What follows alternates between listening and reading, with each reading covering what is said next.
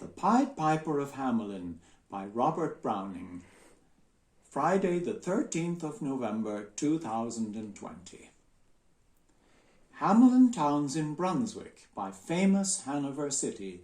The river Weser, deep and wide, washes its walls on the southern side, a pleasanter spot you never spied.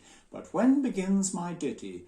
Almost 500 years ago, to see the townsfolk suffer so from vermin was a pity.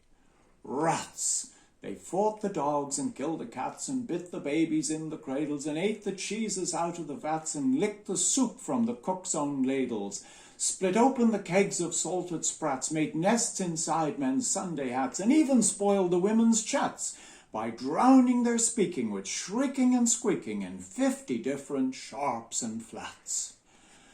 At last the people in a body to the town hall came flocking. "'Tis clear," cried they, "our mayors and noddy, and as for our corporation, shocking to think we buy gowns lined with ermine for dolts that can't or won't determine what's best to rid us of our vermin.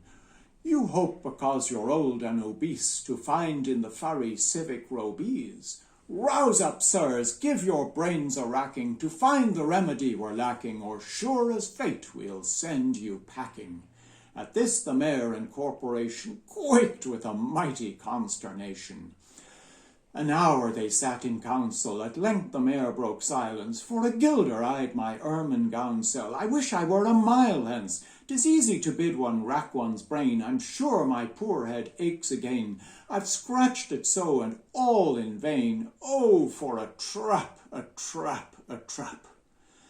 Just as he said this, what should hap at the chamber door but a gentle tap? "Bless us!" cried the mayor, "what's that?" With the corporation as he sat, looking little though wondrous fat, nor brighter was his eye, nor moister than a too long opened oyster, save when at noon his paunch grew mutinous for a plate of turtle, green and glutinous. Only a scraping of shoes on the mat, anything like the sound of a rat, makes my heart go pit-a-pat. "Come in," the mayor cried, looking bigger, and in did come the strangest figure. His queer long coat from heel to head was half of yellow and half of red, and he himself was tall and thin, with sharp blue eyes each like a pin, and light loose hair yet swarthy skin, no tuft on cheek nor beard on chin, but lips where smiles went out and in. There was no telling his kith and kin, and nobody could enough admire the tall man and his quaint attire. Quoth one, "'Tis as if my great-grandsire, starting up from the trump of Doomstone, had walked this way from his painted tombstone." He advanced to the council table, and, "Please your honours," said he, "I'm able, by means of a secret charm, to draw all creatures living beneath the sun that creep or swim or fly or run after me, so as you never saw, and I chiefly use my charm on creatures that do people harm, the mole and toad and newt and viper, and people call me the Pied Piper." And here they noticed round his neck a scarf of red and yellow stripe, to match with his coat of the self-same check, and at the scarf's end hung a pipe, and his fingers they noticed were ever straying, as if impatient to be playing upon this pipe, as low it dangled over his vesture so old-fangled. "Yet," said he, "poor piper as I am, in Tartary I freed the Cham last June from his great swarm of gnats. I eased in Asia the Nizam of a monstrous brood of vampire bats. And as for what your brain bewilders, if I can rid your town of rats, will you give me 1,000 guilders? 150,000 was the exclamation of the astonished mayor and corporation. Into the street the piper stepped, smiling first a little smile, as if he knew what magic slept in his quiet pipe the while. Then, like a musical adept, to blow the pipe his lips he wrinkled, and green and blue his sharp eyes twinkled, like a candle flame where salt is sprinkled. And ere 3 shrill notes the pipe uttered, you heard as if an army muttered, and the muttering grew to a grumbling, and the grumbling grew to a mighty rumbling, and out of the houses the rats came tumbling.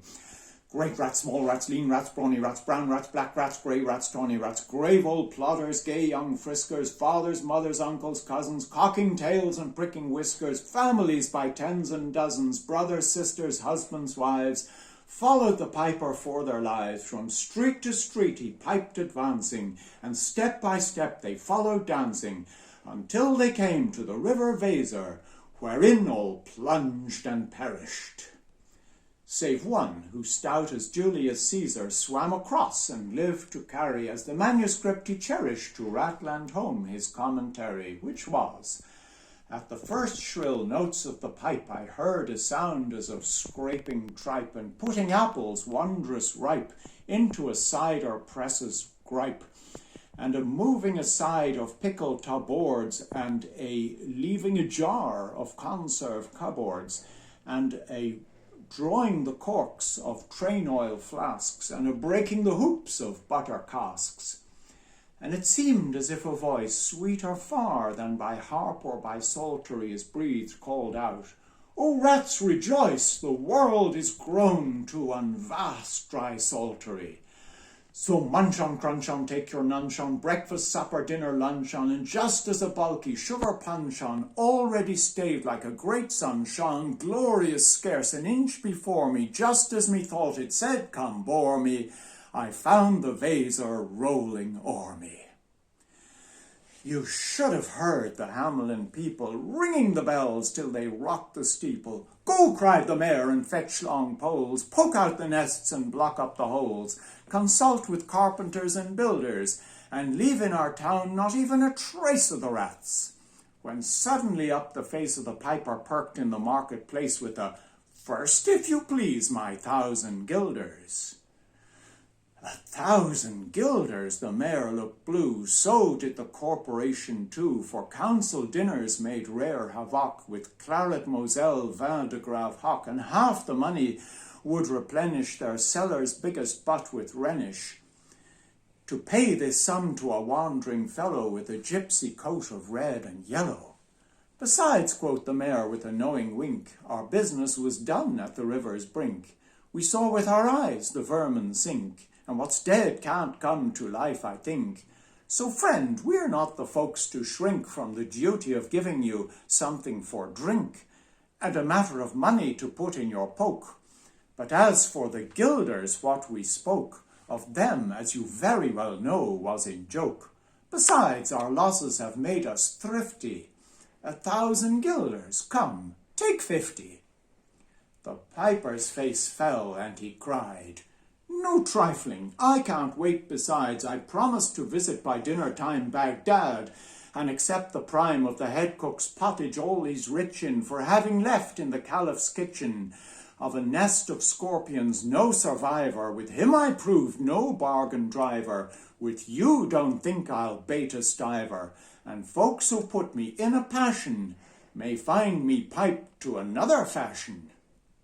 "How," cried the mayor, "do you think I'll brook being worse treated than a cook, insulted like a lazy ribald, with idle pipe and vesture piebald? You threaten us, fellow, do your worst, blow your pipe there till you burst." Once more into the street the piper stepped, and to his lips again laid his long pipe of smooth straight cane, and ere he blew 3 notes, such sweet soft notes as yet musicians cunning never gave the enraptured air.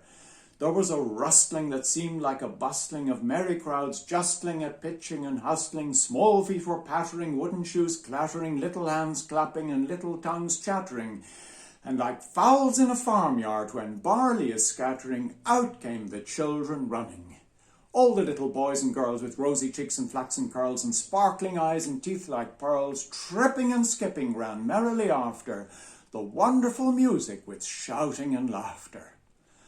The mayor was dumb, and the council stood as if they were changed into blocks of wood, could only follow with the eye that joyous crowd at the piper's back. But how the mayor was on the rack, and the wretched council's bosoms beat as the piper turned from the high street to where the Weser rolled its waters, right in the way of their sons and daughters. However, he turned from south to west, and to Coppleburg Hill his steps addressed, and after him the children pressed. Great was the joy in every breast. He never can cross that mighty top, he's forced to let the piping drop, and we shall see our children stop. When lo, as they reached the mountain side, a wondrous portal opened wide, as if a cavern was suddenly hollowed, and the piper advanced, and the children followed. And when all were in to the very last, the door in the mountain side shut fast. Did I say all? No, one was lame, and could not dance the whole of the way, and in after years, if you would blame his sadness, he was used to say, "'Tis dull in our town since my playmates left. I can't forget that I'm bereft of all the pleasant sights they see, which the piper also promised me. For he led us, he said, to a joyous land, joining the town and just at hand, where waters gushed and fruit trees grew, and flowers put forth a fairer hue, and everything was strange and new. The sparrows were brighter than peacocks here, and their dogs outran our fallow deer. The honey bees had lost their stings, and horses were born with eagles' wings. And just as I became assured my lame foot would be speedily cured, the music stopped, and I stood still, and found myself outside the hill, left alone against my will, to go now limping as before, and never hear of that country more. Alas, alas for Hamelin, there came into many a burgher's pate a text which says that heaven's gate opens to the rich at his easy rate, as the needle's eye takes a camel in. The mayor sent north, east, west, north and south, to offer the piper by words of mouth, wherever it was men's lot to find him, silver and gold to his heart's content, if he'd only return the way he went and bring the children behind him. But when they saw 'twas a lost endeavour, and piper and dancers were gone forever, they made a decree that lawyers never should think their records dated duly, if after the day of the month and year these words did not as well appear, and so long after what happened here, on the 22nd of July, 1376. And the better in memory to fix the place of the children's last retreat, they called it the Pied Piper Street, where anyone playing on pipe or tabor was sure for the future to lose his labour, nor suffered they hostelry or tavern to shock with mirth a street so solemn, but opposite the place of the cavern they wrote the story on a column, and on the great church window painted the same to make the world acquainted, how their children were stolen away, and there it stands to this very day. And I must not omit to say that in Transylvania there's a tribe of alien people who ascribe to the outlandish ways and dress on which their neighbours lay such stress to their fathers and mothers having arisen out of some subterranean prison, into which they were trepanned long time ago in a mighty band out of Hamelin town in Brunswick land, but how or why they don't understand. So, Willie, let you and me be wipers of scores out with all men, especially pipers, and whether they pipe us free from rats or from mice, if we've promised them aught, let us keep our promise.